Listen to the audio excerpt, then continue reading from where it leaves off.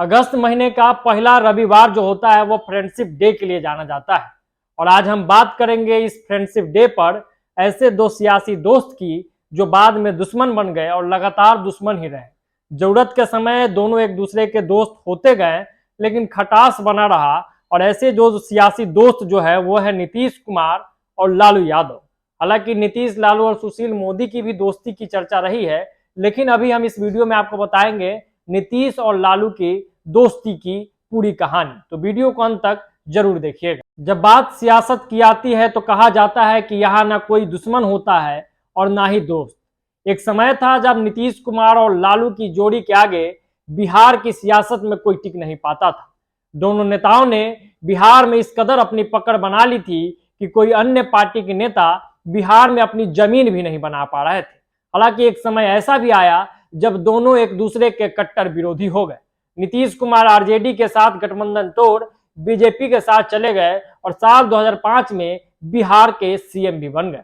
कहा जाता है कि मुसीबत में सच्चा दोस्त जरूर काम आता है। ऐसे में जब नीतीश कुमार को जरूरत पड़ी तो उन्होंने लालू यादव से एक बार फिर हाथ मिला लिया। साल 2014 में नीतीश और लालू की गलबहिया करती तस्वीरें मीडिया में छा गई। साल 2015 बिहार विधानसभा के चुनाव में इस दोस्ती ने मोदी लहर को रोकते हुए अपना किला बचा लिया और इसके बाद लालू के दोस्त नीतीश कुमार एक बार फिर मुख्यमंत्री बन गए। गोपालगंज के लालू और नालंदा के नीतीश कुमार की दोस्ती की कहानी शुरू होती है पटना से। लालू पटना यूनिवर्सिटी के बीएन कॉलेज में पढ़ाई कर रहे थे। उस वक्त भी लालू की पहचान पीयू में एक दबंग और धाकड़ नेता के तौर पर होती थी। उन्होंने पटना यूनिवर्सिटी स्टूडेंट यूनियन में चुनाव जीतकर महासचिव पद पाया था और इसके बाद वो यहाँ के अध्यक्ष भी बने थे। उसी दौरान नीतीश कुमार बिहार इंजीनियरिंग कॉलेज में पढ़ाई कर रहे थे। नीतीश भी कॉलेज में छात्र यूनियन के अध्यक्ष बन गए थे। साल 1974 के दौरान जयप्रकाश नारायण के संपूर्ण क्रांति आंदोलन में नीतीश और लालू एक दूसरे के करीब आ गए। कैंपस में महंगाई को लेकर मूवमेंट ने जोर पकड़ा। दोनों नेताओं का मकसद एक ही था, सत्ता के खिलाफ आंदोलन। ऐसे में दोनों ने दोस्ती हो गई और यह दोस्ती गहराती चली गई। साल 1977 में लालू लोकसभा चुनाव में छपरा से जनता पार्टी के उम्मीदवार के रूप में खड़े हुए और चुनाव जीते। इस कैंपेन में नीतीश समेत कई दोस्त लालू के साथ दिखे थे। राजनीति को करीब से समझने वाले लोग मानते हैं कि अगर लालू को नीतीश कुमार जैसा दोस्त नहीं मिलता तो मुख्यमंत्री पद उनसे बहुत दूर था। लेकिन मुख्यमंत्री बनते ही लालू ने नीतीश को दरकिनार कर दिया। उनके मन में एकाधिकार की भावना आ गई थी। सत्ता का नशा लालू के सिर पर चढ़ने लगा था। वो किसी से सलाह मशवरा नहीं करते थे। ऐसे में नीतीश कुमार उपेक्षित महसूस करने लगे थे।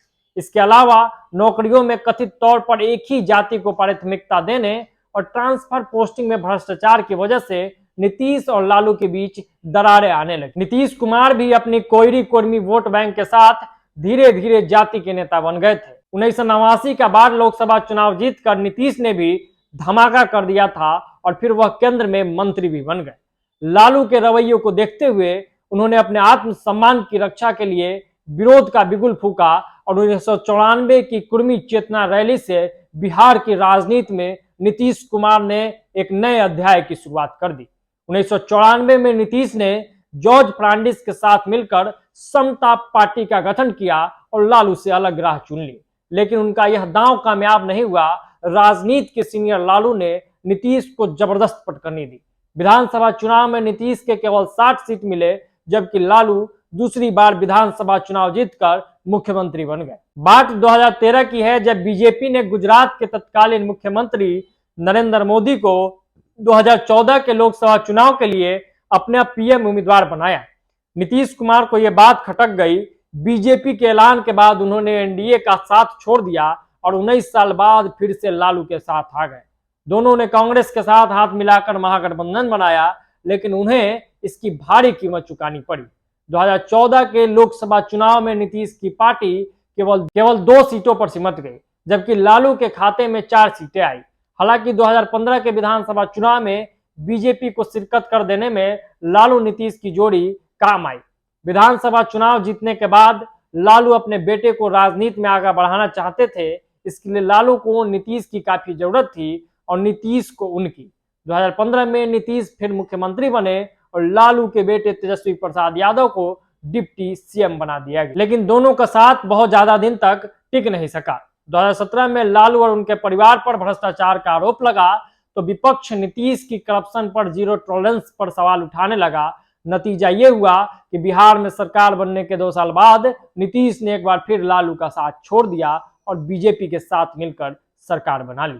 हालांकि 2022 में नीतीश को एक बार फिर लालू के साथ की जरूरत पड़ी और राजद के साथ मिलकर उन्होंने सरकार बनाई। कभी एक दूसरे पर आरोपों के तीर छोड़ने वाले दोनों नेता आज की तारीख में एक दूसरे के तारीफ करते नहीं थकते हैं। तो ये थी लालू और नीतीश की जो दोस्ती की कहानी, जो दोस्ती बाद में दुश्मनी में बदली, फिर अब दोस्ती में बदल गई है। लेकिन ये कहा जाता है कि वास्तव में जो दोस्ती शुरुआत में थी वो दोस्ती रही नहीं। अब जरूरत की दोस्ती है, अब सियासत की दोस्ती है, अब राजनीति की दोस्ती है।